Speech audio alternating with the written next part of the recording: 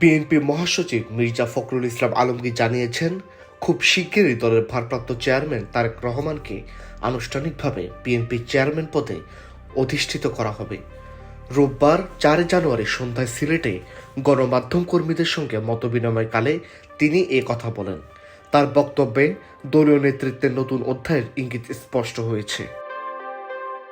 নির্বাচন প্রসঙ্গে মির্জা ফখরুল বলেন, এই নির্বাচন জাতির জন্য অত্যন্ত গুরুত্বপূর্ণ, কারণ দীর্ঘদিন ধরে মানুষ তাদের ভোটাধিকার থেকে বঞ্চিত ছিল। এবার তারা সেই অধিকার ফিরে পেয়েছে। গণমাধ্যমে বিভিন্ন আশঙ্কার কথা বলা হলেও বিএনপি দল হিসেবে নির্বাচন নিয়ে কোনো সংখ্যা দেখছে না বলে তিনি জানান। তিনি আরো বলেন, নির্বাচন তার নিজস্ব পথে এগিয়ে চলছে এবং সবার সহযোগিতায় নির্বাচন কমিশন এটি সুষ্ঠুভাবে বাস্তবায়ন করবে। বিএনপি শুরু থেকে নির্বাচন চেয়েছে উল্লেখ করে তিনি আশাবাদ ব্যক্ত করেন যে জনগণের অংশগ্রহণে একটি গ্রহণযোগ্য নির্বাচন অনুষ্ঠিত হবে।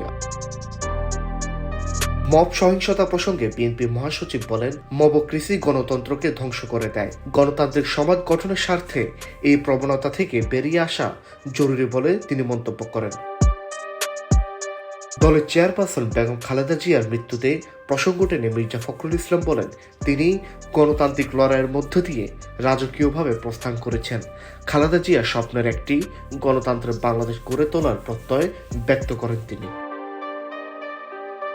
রাজনৈতিক দলগুলোর প্রতি আহ্বান জানিয়ে বিএনপি মহাসচিব বলেন, গণতন্ত্র একদিনে গড়ে ওঠে না, গণতান্ত্রিক সংস্কৃতিও একদিনে তৈরি হয় না। বর্তমানে যে সুযোগ এসেছে তা কাজে লাগিয়ে একটি গণতান্ত্রিক সংসদ গঠনের লক্ষ্যে সবাইকে একসঙ্গে কাজ করার আহ্বান জানান তিনি।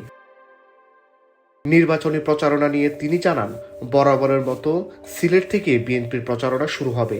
এই নির্বাচন শুধু দলের জন্য নয়, বরং সেই সব মানুষের জন্য যারা দীর্ঘদিন ভোটাধিকার থেকে বঞ্চিত ছিল।